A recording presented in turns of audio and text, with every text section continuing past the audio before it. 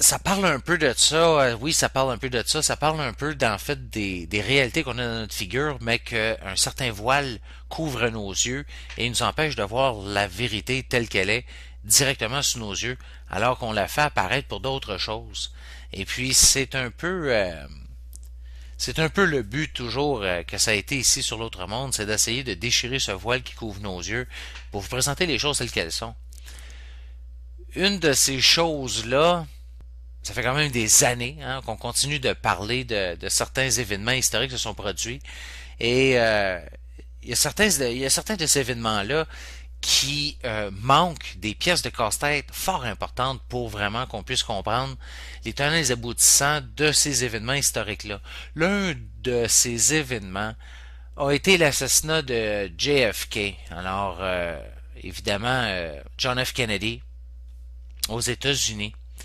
Et puis, ça fait quand même plusieurs années que des informations fort importantes circulent à propos de l'assassinat de John F. Kennedy. À un moment donné, comme on dit, tout finit par se savoir. Et puis, même si des fois la vérité écorche les yeux puis écorche les sensibilités, à un moment donné, des faits, c'est des faits. Et puis ça, sur l'autre monde ici, ben écoutez, quand c'est des informations qui sont solides, qui demandent la peine d'être vérifiées, qui réellement sont assez pesantes pour être avancées, ben à un moment donné, faut arrêter d'avoir peur et puis nommer les choses telles qu'elles sont.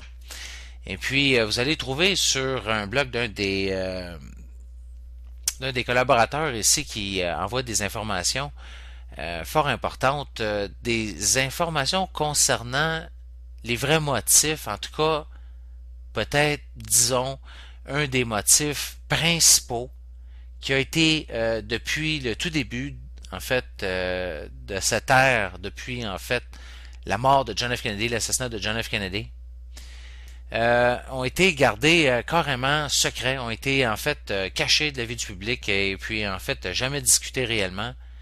Et puis de plus en plus, grâce à la recherche de certains auteurs fort importants et très solides, disons-le, que je nommerai dans très peu de temps, euh, des informations font surface et puis finalement s'avèrent très difficiles à être renversées, à être contredites.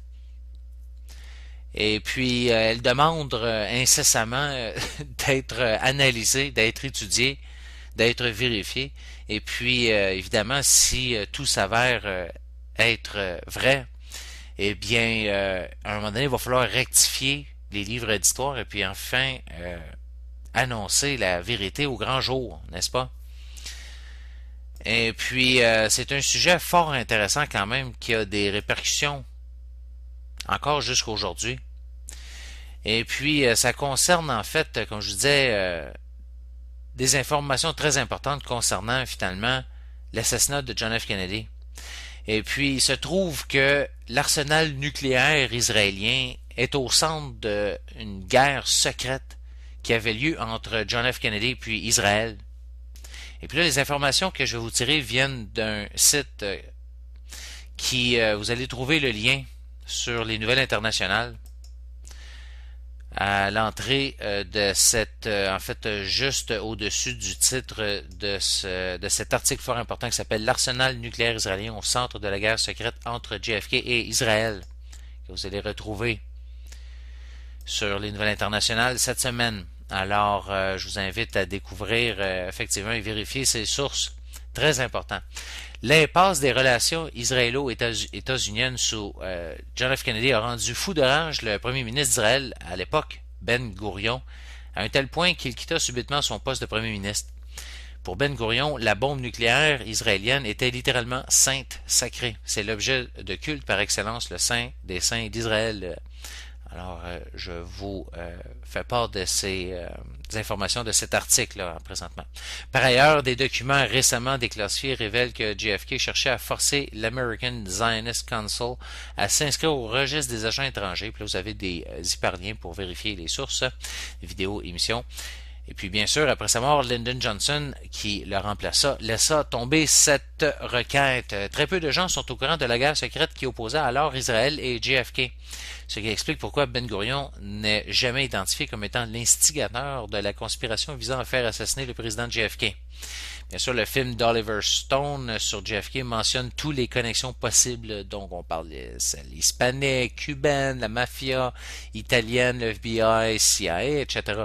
Sauf la piste du Mossad israélien, qui est pourtant évidente, surtout lorsqu'il est question de Permindex, de Clay Shaw ou de Jack Ruby. Alors, vous avez des textes qui vous sont présentés aussi pour avoir plus de détails, ou même le livre ou le e-book de Piper. Alors, faut-il blâmer Stone ou bien son producteur? Et puis ça, c'est des informations dont je vous avais parlé dans des émissions précédentes. Le producteur de Oliver Stone, qui est Arnon Milchan, et qui est aussi, en l'occurrence, l'un des plus grands trafiquants d'armes d'Israël, de même que l'un des principaux responsables du développement du nucléaire israélien. Alors, pensez à ça 2 secondes. Et pour ceux qui se demanderaient si la mort de son fils John F. Kennedy Jr. aurait un lien avec sa volonté de rouvrir l'enquête sur l'assassinat de son père pour cause le crash de l'avion de JFK Jr. a été considéré dès le départ comme un homicide par les enquêteurs. Et puis là, vous avez un autre article qui suit à la suite de ça, qui se nomme Mordecai Vanunu et Michael Collins Piper convergent. Le Mossad israélien a assassiné JFK.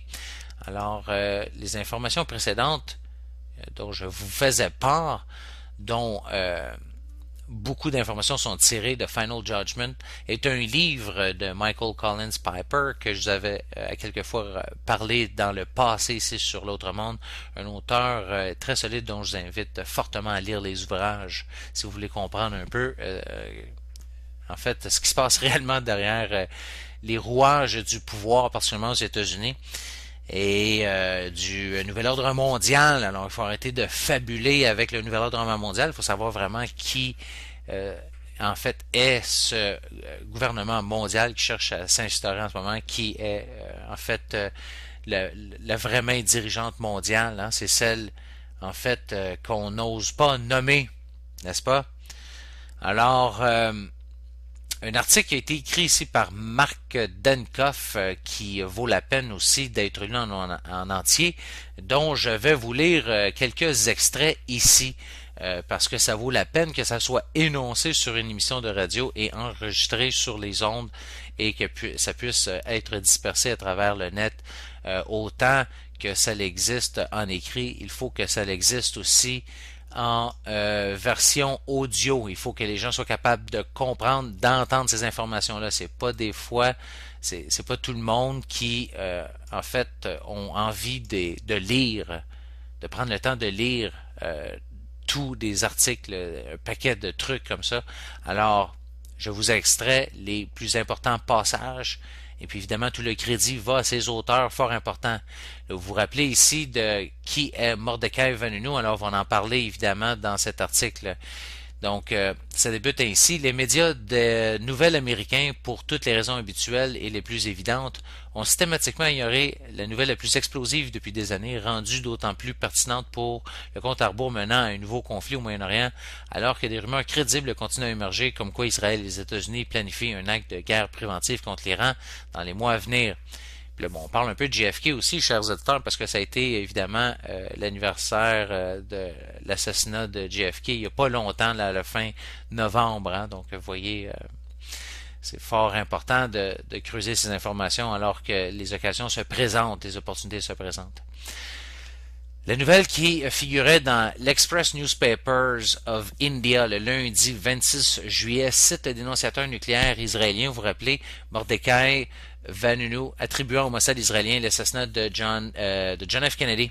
Encore plus incroyable, Vanunu affirme expressément que le motif du gouvernement israélien dans l'assassinat de Kennedy était lié à l'insistance du président américain pour que l'État sioniste soit honnête et transparent sur son programme nucléaire à la centrale de Dimona, dans le fameux désert du Negev. Alors ça, je vous avais souvent parlé de ça sur l'autre monde. Ça, on sait depuis au moins les années 60, depuis le début des années 60, que Israël possède la bombe nucléaire. OK?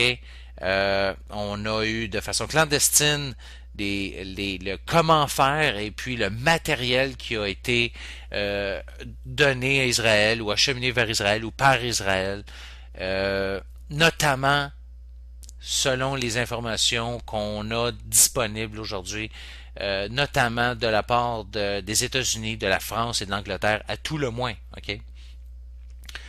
Donc, je poursuis. Vanunu a été libéré en avril par les autorités israéliennes après 18 ans de prison pour trahison liée à la divulgation de secrets d'État concernant le programme nucléaire israélien.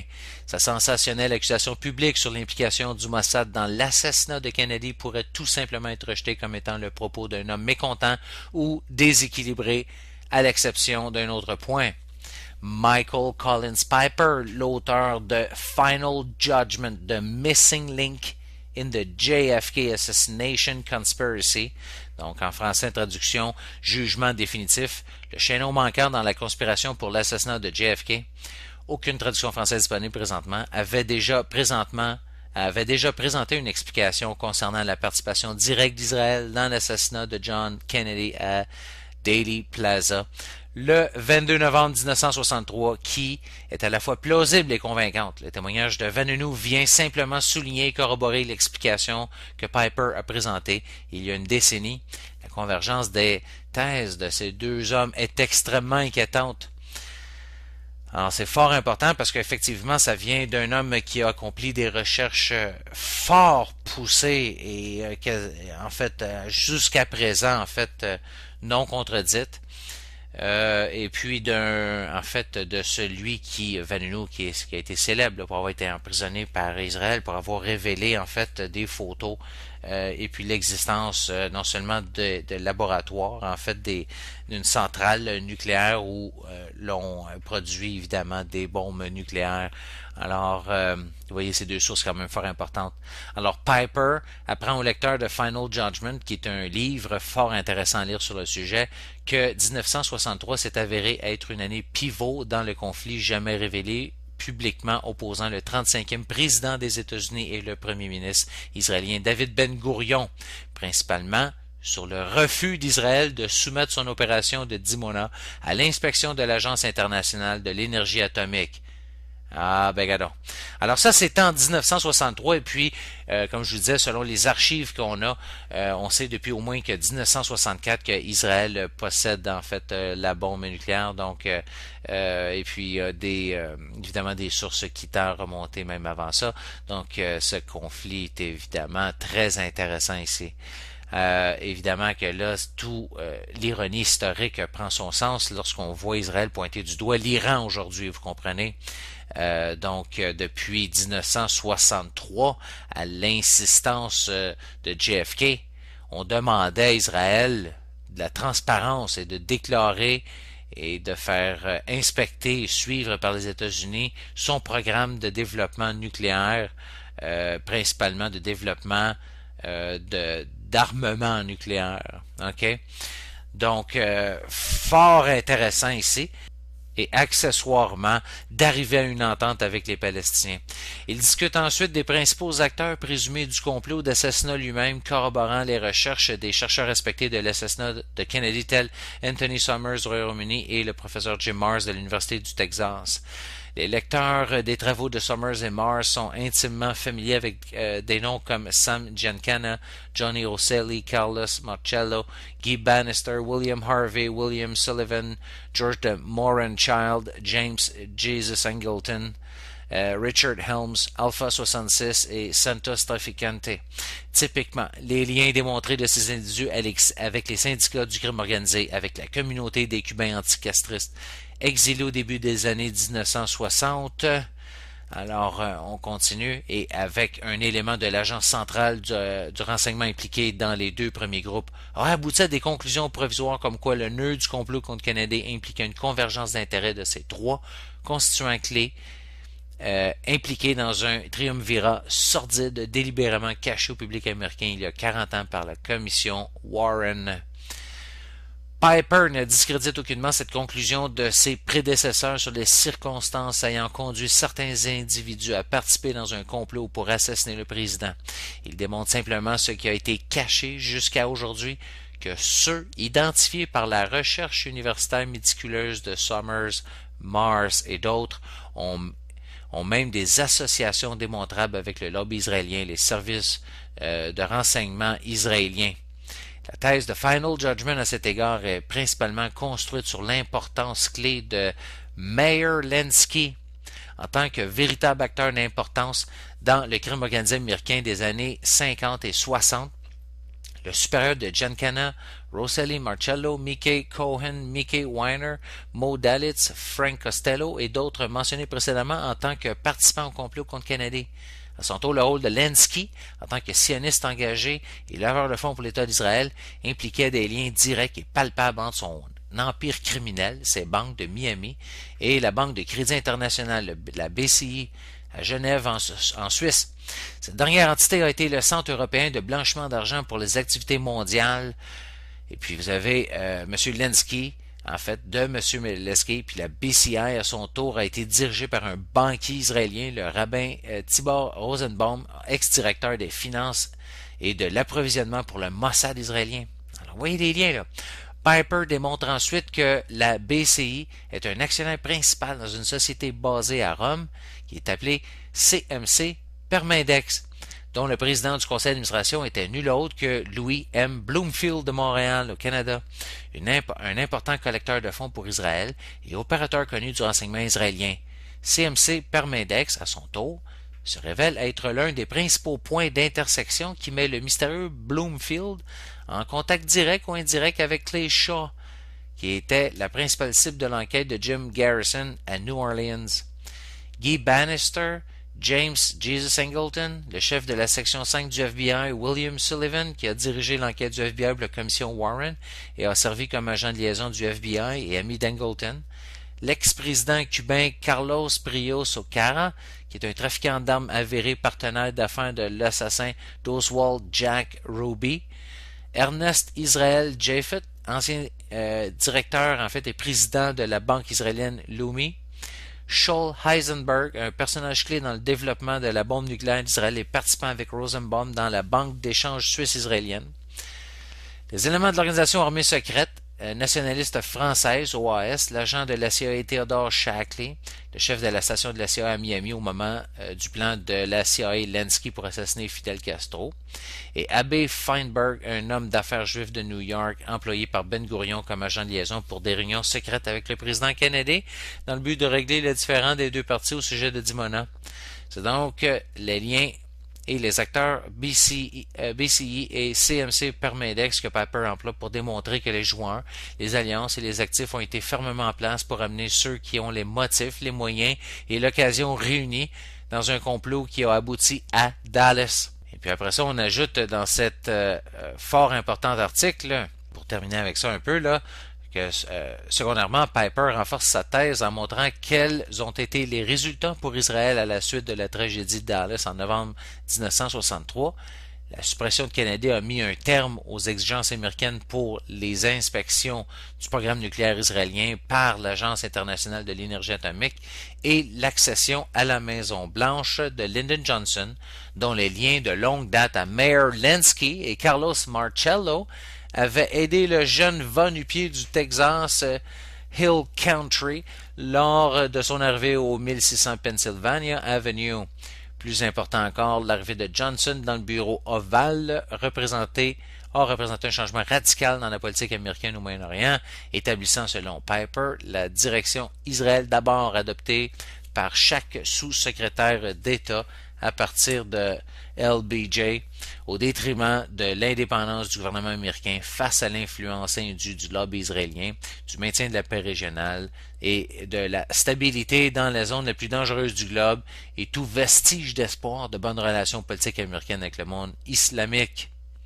Donc évidemment que ce sont des allégations fort importantes de Vanunu et puis Piper qui sont relatives à Israël et qui ne vont évidemment pas disparaître sous peu et qui méritent évidemment toute l'attention parce que c'est évidemment tout un lien ici pour comprendre en fait le rôle central d'Israël dans l'assassinat de JFK.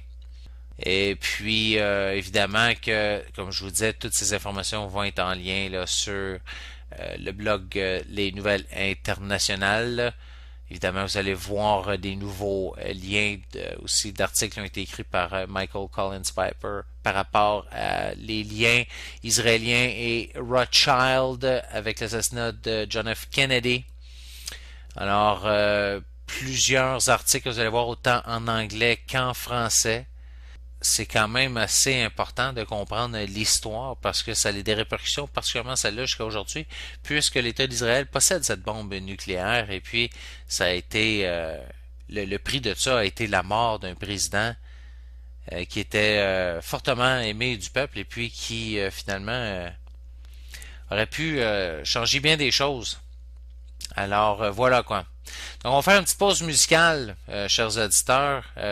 Et puis, comme je vous disais, n'hésitez pas à aller voir les nouvelles internationales. Vous allez voir des liens par rapport à la lettre de JFK à Ben Gurion sur le nucléaire israélien, qui évidemment fut vu comme un casus belli, question de survie d'Israël, d'obtenir la bombe. Vous allez voir les travaux de Michael Collins Piper. Donc, des éléments historiques fort importants pour vous, allez voir, d'intérêt premier. Donc, on arrête d'en parler pour le moment. Donc, on va faire une petite pause, comme je vous disais, puis on se retrouve tout de suite après pour d'autres nouvelles fort importantes, cette fois dans le cas de Fukushima. À tout de suite.